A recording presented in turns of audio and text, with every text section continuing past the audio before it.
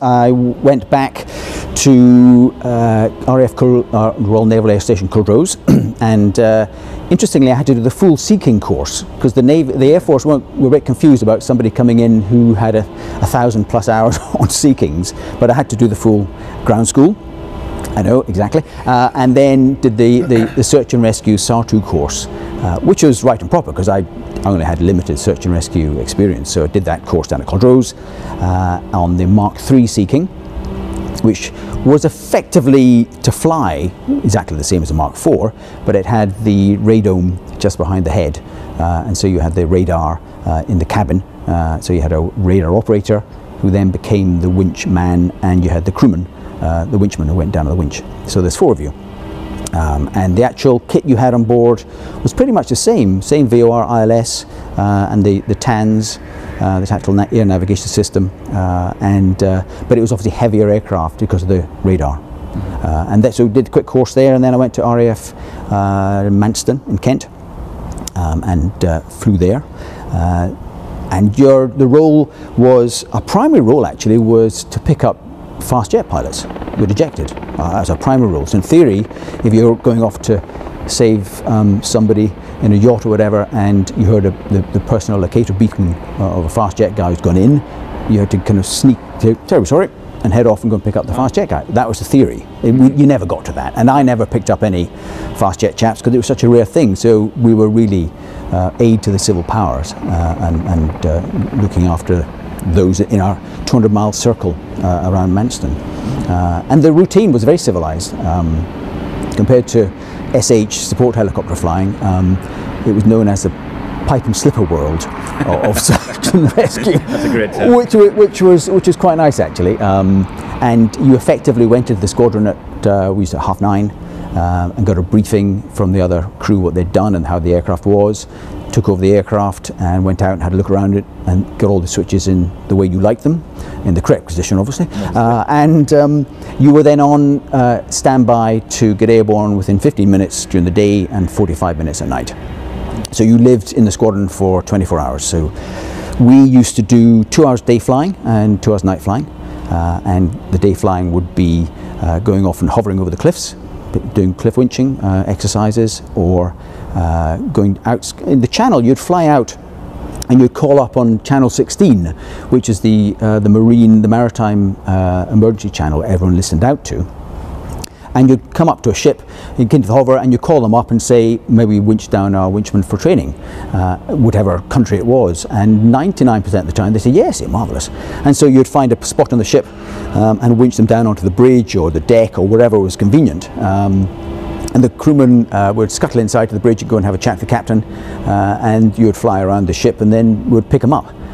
Or you'd put in a beacon on a wooden cross which would float in the water with a buoy on it, and that would be a training beacon on 243.5, so that wasn't the emergency frequency, it's just a wee bit off. And you then go off and do your cliff winching or boat winching, and then you'd home in to the beacon. And you had a set procedure which the Sea King had to be not designed for, but which we used, where you'd come along at 200 feet with a radar altimeter hold in, fly home in on the beacon, fly out straight over the beacon, so that's where the fast jet guy would be sitting in his dinghy, and then you'd do a teardrop maneuver, come round, and then you would press the thing called the transition down button, which would take you from 200 feet down to the 50-foot Doppler hover. And the Sea King would sit in any sea conditions, effectively, unless it was very antisocial, it would sit in that Doppler hover as long as it wanted, until you ran out of fuel. And because the distance where the door was in the Sea King and where I was sitting in the hover, I couldn't actually see the dinghy. So you'd come to the hover, and then when a chap was in his personal locator, the small dinghy, because I couldn't see them, I couldn't hover. So I would give the hovering of the airplane to the crewman on this thing called the auxiliary hover trim, and this would give the crewman 8 knots of movement of the helicopter, left, right, forward, or back. So he would have to multitask, and the winchman would be going down on the wire, and the radar operator would be the winch operator, and he'd be moving the winch up and down and flying the airplane to keep it over the dinghy. And it was very difficult because we used to occasionally have a go, and I was rubbish at it. But it was so the winchman, the winch operator had a very important role in that respect when it picked up down crew, because we couldn't see. And it's the same on smaller ships. Sometimes you had to give the hover to the or wee yachts. You had to give the hover to the winchman, or you'd be hovering over a cliff, and then you just, or near the side of the cliff, and again the winchman would be giving you the patter and telling you how far away your blades were from the cliff. And there were different techniques of moving the winchman either over the cliff or from the bottom up or from the top down, and to kind of cliff walk his way down or cliff walk the way up, depending on the environment. And you were always trying to keep the winchman as safe as possible, because every time you came to a situation, you would sit in the hover and discuss the plan. I would tell them how much power I had. Right, we're single engine hover, that's fine if we were light or not. And then effectively the winch man and the winch operator would come up with how they were going to solve the problem, how they were going to land on the ship or on the yacht, and you would say, well, that's fine, that works, I can sit in this heading or that heading, and we've got an hour plus fuel, off you go. And you would do it as a complete team. So it's not simply just get on that, go down. No, no, indeed not. No, it was because every big ships are fine, but if it was a small yacht, then you had the mast and all the wires that attach the mast flailing all over the place, and they're rolling around, and so it was quite tricky. And so often on a yacht, you couldn't actually see parts of the yacht to hover on, and you couldn't use auxiliary hover trim just because of the sea state, or the Doppler would lock onto the radar would lock on, the Doppler hover would lock onto the actual boat. So you had to do it manually, and because you couldn't see what you're hovering on, you had to hover by attitude. So you look at the horizon, the crewman would give you forward one, forward right, and steady, and that's a steady hover. You then look at the attitude, and you'd use your horizon outside, or the actual artificial horizon on the instrument, as your hover reference, with a combined of looking out at the sea, and you get little bits of spume from waves, which sit in the same place for 5, 10, 20 seconds. So you can use that as your hover reference. So you had this kind of combination to actually maintain a steady hover.